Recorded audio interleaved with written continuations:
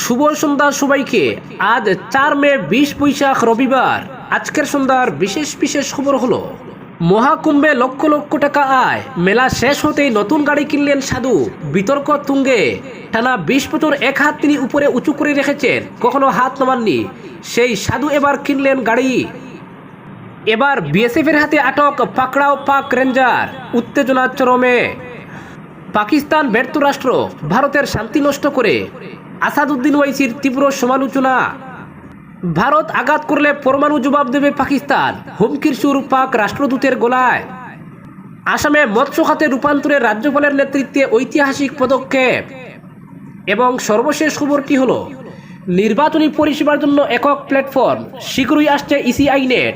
আজ বিরাট ঘোষণা নির্বাচন কমিশনের, এ ব্যাপারে বিস্তারিত থাকবে প্রতিবেদনে। এবারে শুনুন বিস্তারিত খবর। 2025 সালের মহাকুম্ভের মেলা কত মানুষের ভাগ্য বদলে দিয়েছে। ছোটখাটো পসরা সাজিয়ে যারা খানিকটা আয়ের আশা করেছিলেন, তারাই এত টাকা উপার্জন করেছেন, নিজেরাই চমকে গেছেন। দেশের বিভিন্ন প্রান্ত থেকে বাবা সাধুদের ভিড় জমেছিল মেলায়, তাদের বিপুল উপার্জনও হয়েছে এবছর। মহাকুম্ভের প্রচুর উপার্জনের পরেই এক সাধুকে গাড়ি কিনতে দেখা গেল। সর্বভারতীয় সংবাদ মাধ্যম সূত্রে জানা গেছে, সম্প্রতি মহাকুম্ভের মেলা শেষ হতেই এক সাধুকে দেখা গেল নতুন গাড়ির শোরুমে। সেখানে নতুন গাড়ি কিনে চাবি হাতে ছবিও তুললেন তিনি। এমনকি গাড়ি চালিয়ে শোরুম থেকে বেরিয়েও যেতে দেখা গেল তাকে। ভিডিওটি সোশ্যাল মিডিয়ায় ছড়িয়ে পড়তেই বিতর্ক তুঙ্গে। মহাকুম্ভের মেলায় এই সাধুও জনপ্রিয়তা অর্জন করেছিলেন। টানা 20 বছর এক হাত তিনি উপরে উঁচু করে রেখেছেন, কখনো হাত নামাননি। সেই সাধু এবার গাড়ি কিনলেন, এমনকি তাকে গাড়ি চালাতেও দেখা গেল। গাড়ির শোরুমে গাড়ির মধ্যেও এক হাত তুলেছিলেন তিনি। ভিডিওটি 1 মে সোশ্যাল মিডিয়ায় পোস্ট করা হয়েছিল। ইতিমধ্যেই 4 লক্ষ মানুষ সেটি দেখেছেন। কেউ কেউ খুব উগরে দিয়েছেন, কেউ মস্করা করেছেন, কেউ আবার সমর্থন করেছেন। একজন লিখেছেন, উনি এবার কিভাবে গাড়ি চালাবেন, গাড়ির মধ্যেও এক হাত কি তুলে রাখবেন। একজন লিখেছেন, এত এত ভক্তের বিশ্বাস নিয়ে সিনেমিনি খেলার ফল নিশ্চয় বুক করতে হবে। আবার কেউ কেউ লিখেছেন, যাতায়াতের সুবিধার্থে যে কেউ গাড়ি কিনতে পারেন, অযথা সমালোচনা বড্ড অপ্রয়োজনীয়। পরবর্তী খবরটি হলো এবার বিএসএফ এর হাতে পাকড়াও পাক রেঞ্জার। শনিবার রাজস্থানের ফোর্ট আব্বাসে এই প্রবাসী দেশের জওয়ানকে তুলে নিয়েছে ভারতীয় সীমান্ত রক্ষীরা। বিএসএফ সূত্রে খবর, সজ্ঞানে সীমা লঙ্ঘন করে ভারতের দিকে ঢুকে পড়ে সেই পাক রেঞ্জার। কিন্তু এমন কাণ্ড ঘটিয়েও ক্ষান্ত হয় না সে। ভারতীয় সীমান্ত রক্ষী ও পুলিশদের দেখতেই রীতিমতো গালিগালাজ শুরু করে পড়োশি দেশের এই জওয়ান। তখনই তাকে বাগে পেয়ে আটক করে নেন ভারতীয় জওয়ানরা। উল্লেখ্য, তাদের জওয়ান ভারতে এসে আটক হতেই হইচই পড়ে যায় পাকিস্তানে। রেঞ্জারকে ছাড়াতে তড়িগুড়ি ছুটে আসে পড়োশি দেশ। শনিতেই হয় সীমান্ত রক্ষীদের ফ্ল্যাগ মিটিং। সেখানে পাক জওয়ানকে মুক্তি করার দাবি তুলে পাক রেঞ্জার্স, কিন্তু তাতে আমল দেয় না বিএসএফ, যার জেরে আপাতত ভারতেই আটকা পড়ে আছে ওই জওয়ান। প্রসঙ্গত, দিন 7 আগে একইভাবে বাংলার জওয়ান পূর্ণম সাউকে আটক করেছে পাকিস্তান। পেহেলগাঁও কাণ্ডে যখন বিশ্বেছে দুই দেশের আবহ, তখনই পড়োশি দেশের সীমানায় ভুলবশত ঢুকে পড়ে আটক হয়েছেন পূর্ণম। ফ্ল্যাগ মিটিং হলেও এখনো তাকে ছাড়েনি পাকিস্তান, যা ঘিরে উদ্বেগজনক পরিস্থিতি জওয়ানের বাড়িতে। কেমন আছেন তিনি, কি খাচ্ছেন, চিন্তিত পরিবার। তবে এবার সঠিক পথে আসবে পাকিস্তান, কারণ ভারতের হাতে এসেছে ব্রহ্মাস্ত্র, মত ওয়াকিবহাল মহলের।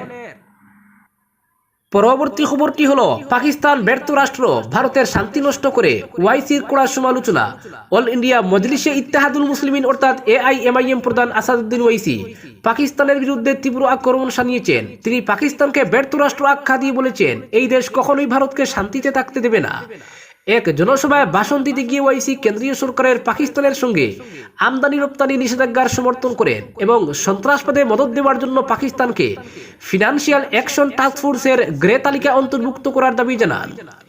ওয়াইসি বলেন, ভারত পাকিস্তানের চেয়ে অনেক বেশি শক্তিশালী এবং সবসময় থাকবে। পাকিস্তান একটি ব্যর্থ রাষ্ট্র, যে নিজের বিভিন্ন জাতিগোষ্ঠীর মধ্যে শান্তি প্রতিষ্ঠা করতে পারেনি এবং ইরান বা আফগানিস্তানের মতো প্রতিবেশীদের সঙ্গেও সুসম্পর্ক রাখতে ব্যর্থ হয়েছে। তিনি পাকিস্তানের সেনাপ্রধান জেনারেল আসিম মুনিরের সাম্প্রতিক ভারত বিরোধী মন্তব্যের তীব্র সমালোচনা করেন। হায়দ্রাবাদের এই সাংসদ পহেলগাম সন্ত্রাসী হামলার প্রেক্ষিতে পাকিস্তানের বিরুদ্ধে কঠোর পদক্ষেপের আহ্বান জানিয়েছেন। ওয়াইসি মোদী সরকারের পাকিস্তানি জাহাজ ও বিমান চলাচলের উপর নিষেধাজ্ঞার প্রশংসা করে বলেন, এটি সঠিক পদক্ষেপ। তবে এফএটিএফ এর গ্রে লিস্টে পাকিস্তানকে অন্তর্ভুক্ত করার মতো আরও কঠোর পদক্ষেপ বিবেচনা করা উচিত। তিনি মুনিরকে উদ্দেশ্য করে বলেন, তাদের মনে রাখা উচিত, ভারতের মুসলিমরা 1947 সালে জিন্নাহকে প্রত্যাখ্যান করে এই দেশে থাকার সিদ্ধান্ত নিয়েছিল। তাদের বংশধররা কখনো এই মাটি ছাড়বে না। এছাড়া বাংলাদেশের এক প্রাক্তন সেনা কর্মকর্তার উত্তর পূর্বাঞ্চল দখল সংক্রান্ত মন্তব্যের তীব্র নিন্দা করে তিনি বলেন, আপনার স্বাধীন অস্তিত্ব ভারতের অবদান। ওয়েসির এই মন্তব্য ভারত পাকিস্তান সম্পর্কে চলমান উত্তেজনার প্রতিফলন। তার বক্তব্য স্পষ্ট হয়েছে যে তিনি পাকিস্তানের বিরুদ্ধে কূটনৈতিক ও অর্থনৈতিক চাপ বাড়ানোর পক্ষে। এই ঘটনা ভারতের অভ্যন্তরীণ রাজনীতি ও আন্তর্জাতিক সম্পর্কে নতুন বিতর্কের জন্ম দিতে পারে। পরবর্তী খবর, ভারত আঘাত করলে পরমাণু জবাব দেবে পাকিস্তান, হুমকির সুর পাক রাষ্ট্রদূতের গলায়। কাশ্মীরের পহেলগাঁওয়ে রক্তাক্ত হামলার পর ভারত পাকিস্তান সম্পর্ক আরও উত্তপ্ত হয়ে উঠেছে। হামলায় পাকিস্তানের জঙ্গিদের জড়িত থাকার প্রমাণ সামনে আসতেই ভারত কড়া পদক্ষেপ নিতে শুরু করেছে। আর সেই উত্তেজনার পারদ চড়তে এবার মুখ খুললেন রাশিয়া নিযুক্ত পাক রাষ্ট্রদূত মোহাম্মদ খালিদ জামিল। এক সাক্ষাৎকারে তিনি বলেন, ভারত যদি আমাদের দেশে হামলা চালায় তাহলে আমরা শুধু সাধারণ সামরিক শক্তি নয়, প্রয়োজনে পারমাণবিক শক্তিও ব্যবহার করব। তার এই মন্তব্যে নতুন করে উদ্বেগ ছড়িয়েছে আন্তর্জাতিক মহলে। গত 22 এপ্রিল বৈশরণ ভ্যালি রিসোর্টে হামলা চালায় 4 জঙ্গি। ধর্ম জিজ্ঞেস করে নির্মমভাবে হত্যা করা হয় 25 জন নিরীহ পর্যটক ও এক স্থানীয় নাগরিককে। ঘটনার পর গোটা ভারত জুড়ে নিন্দার জল উঠে। আর মোদী সরকার জানিয়ে দেয়, এই জঙ্গিরা এবং যারা তাদের সাহায্য করেছে কেউ রেহাই পাবে না। পাক রাষ্ট্রদূত শুধু ভারতকেই নয়, কাঠগড়ায় তুলেছেন ভারতীয় সংবাদ মাধ্যমকেও। তার দাবি, ভারতের মিডিয়া দায়িত্বজ্ঞানহীন আচরণ করছে। কিছু গোপন নথি ফাঁস হয়েছে, যেখান থেকে আমরা বুঝতে পারছি ভারত পাকিস্তানে হামলার শখ করছে। প্রধানমন্ত্রী নরেন্দ্র মোদীও শনিবার এক সম্মেলনে সাফ জানান, জঙ্গিরা ছাড় পাবে না। যারা তাদের লুকিয়ে রাখে তাদের ধ্বংস করাও আমাদের লক্ষ্য। এই মুহূর্তে উপমহাদেশে যুদ্ধের আশঙ্কা নিয়ে নতুন করে উদ্বেগ তৈরি হয়েছে। দুই পারমাণবিক শক্তিধর দেশের এ ধরনের হুমকি পাল্টা হুমকি বিশ্বব্যাপী শান্তি ও নিরাপত্তার জন্য বিপজ্জনক ইঙ্গিত বলেই মনে করছেন বিশেষজ্ঞরা। পরবর্তী খবর, আসামে মৎস্য খাতের রূপান্তরে রাজ্যপালের নেতৃত্বে ঐতিহাসিক পদক্ষেপ। আসামের মৎস্য খাতের টেকসই উন্নয়ন ও ভবিষ্যৎ রূপান্তরের লক্ষ্যে এক গুরুত্বপূর্ণ অধ্যায়ের সূচনা হলো। আজ রাজ্যপাল লক্ষণ প্রসাদ আচার্যের উদ্যোগে রাজভবনের কনফারেন্স হলে অনুষ্ঠিত হলো এক বিশেষ ব্রিফিং সেশন। এই সেশনটি ছিল আসন্ন মৎস্য কনক্লেভ 2025-এর পূর্ব প্রস্তুতি, যা আগামী 5 ও 6 মে গুয়াহাটির খানাপাড়ায় অবস্থিত আসাম অ্যাডমিনিস্ট্রেটিভ স্টাফ কলেজে অনুষ্ঠিত হতে চলেছে। কনক্লেভটির মূল উদ্দেশ্য আসামকে মাছ আমদানির উপর নির্ভরশীলতা থেকে মুক্ত করে একটি রপ্তানিমুখী আত্মনির্ভরশীল মৎস্য শক্তিতে রূপান্তরিত করা, পাশাপাশি মাছ উৎপাদনের পরিকাঠামো ও প্রযুক্তিগত দক্ষতা বৃদ্ধি করে এই খাতকে রাজ্যের অর্থনীতির অন্যতম প্রধান স্তম্ভে পরিণত করাই এই উদ্যোগের লক্ষ্য। আজকের সেশনে উপস্থিত ছিলেন রাজ্যের মৎস্য বিভাগের মন্ত্রী কৃষ্ণেন্দু পাল। মন্ত্রী তার বক্তব্যে জানান, আসামের মৎস্য খাত শুধু অর্থনৈতিক বিকাশের সম্ভাবনা নয়, এটি হাজার হাজার মানুষের জীবিকার মূল উৎস হতে পারে। আমরা এই খাতের টেকসই উন্নয়নের জন্য দৃঢ় প্রতিশ্রুতিবদ্ধ।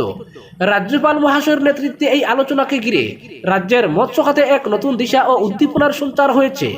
অংশগ্রহণকারীদের প্রত্যাশা, এই কনক্লেভই হবে আসামের নীল বিপ্লবের সূচনা বিন্দু।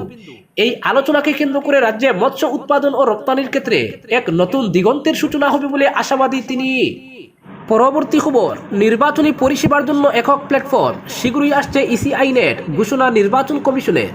ভারতের নির্বাচন কমিশন আজ এক গুরুত্বপূর্ণ ঘোষণা করেছে। দেশের সমস্ত নির্বাচন সম্পর্কিত পরিষেবা একত্রিত করতে খুব শীঘ্রই চালু হতে চলেছে ইসিআই নেট নামক একটি সর্বসমন্বিত ডিজিটাল প্ল্যাটফর্ম। এই প্ল্যাটফর্মটির লক্ষ্য হবে 40টিরও বেশি বর্তমান মোবাইল ও ওয়েব অ্যাপ্লিকেশনকে একটি সহজ, আধুনিক ও ব্যবহারকারী বান্ধব ইন্টারফেসে একত্রিত করা। ভোটার, নির্বাচনী কর্মী, রাজনৈতিক দল ও নাগরিক সমাজ সব পক্ষের জন্যই এই প্ল্যাটফর্ম গুরুত্বপূর্ণ ভূমিকা পালন করবে। এক সরকারি বিবৃতিতে কমিশন জানিয়েছে, একটি যুগান্তকারী উদ্যোগ হিসেবে নির্বাচন কমিশন ইসিআই নেট নামক একটি নতুন ব্যবহারকারী বান্ধব ডিজিটাল ইন্টারফেস তৈরি করছে, যা নির্বাচনী প্রক্রিয়া আরও সহজ ও কার্যকর করে তুলবে। ডেস্কটপ এবং মোবাইল উভয় ডিভাইসে সহজে ব্যবহারযোগ্য এই প্ল্যাটফর্মের মাধ্যমে আর আলাদা আলাদা অ্যাপ ব্যবহারের প্রয়োজন পড়বে না। ব্যবহারকারীদের একবার লগইনে মিলবে সব পরিষেবা ও তথ্য। 2025 সালের মার্চ মাসে অনুষ্ঠিত মুখ্য নির্বাচনী আধিকারিকদের সম্মেলনে প্রধান নির্বাচন কমিশনার জ্ঞানেশ কুমারের পরামর্শে ইসিআই নেটের ধারণা তৈরি হয়েছিল। সম্মেলনে উপস্থিত ছিলেন নির্বাচন কমিশনার সুখবীর সিং সন্ধু এবং বিবেক যোশী।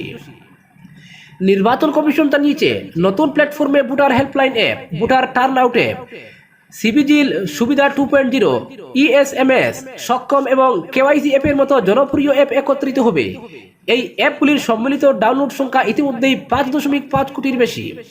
কমিশনের লক্ষ্য প্রায় 100 কোটি ভোটার, 10.5 লক্ষ বুথ স্তরের কর্মী 15 লক্ষ রাজনৈতিক দলের এজেন্ট, 45 লক্ষ ভোট গ্রহণ কর্মী, 15,597 সহকারী ভোটার নিবন্ধন আধিকারিক, 4,123 ভোটার নিবন্ধন আধিকারিক এবং 767 জেলা নির্বাচন আধিকারিকের জন্য কাজের গতি ও সুবিধা বহুগুণে বাড়ানো। ইসিআইনেট শুধুমাত্র নির্বাচন কমিশনের অনুমোদিত আধিকারিকদের তথ্য আপলোড করার অনুমতি দেবে, যাতে তথ্যের নির্ভুলতা ও বিশ্বাসযোগ্যতা বজায় থাকে। কোন রকম বিভ্রান্তির ক্ষেত্রে আইনি ফর্মে থাকা মূল তথ্যকেই গ্রহণযোগ্য বলে ধরা হবে। এই প্ল্যাটফর্মটি 1950 ও 1951 সালের জনপ্রতিনিধিত্ব আইন, 1960 সালের ভোটার রেজিস্ট্রেশন বিধি এবং 1961 সালের নির্বাচন পরিচালনা বিধি সহ নির্বাচন কমিশনের যাবতীয় নির্দেশাবলীর সঙ্গে পুরোপুরি সামঞ্জস্যপূর্ণ থাকবে। বর্তমানে ইসিআইনেট কার্যকরের চূড়ান্ত পর্যায়ে রয়েছে এবং এর কার্যকারিতা, ব্যবহারযোগ্যতা ও সাইবার নিরাপত্তা নিশ্চিত করতে বিস্তৃত পরীক্ষা নিরীক্ষা চালানো হচ্ছে। এই প্রকল্পের আওতায় দেশের 34টি রাজ্য ও কেন্দ্রশাসিত অঞ্চলের মুখ্য নির্বাচনী আধিকারিক, 767 জন জেলা নির্বাচনী আধিকারিক ও 4,123 জন ইআরওর সঙ্গে পরামর্শ নেওয়া হয়েছে।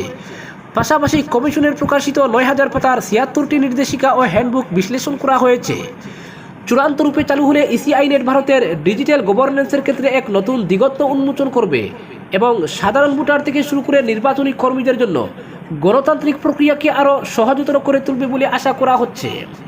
আজকের বিশেষ সংবাদ এখানেই সমাপ্ত।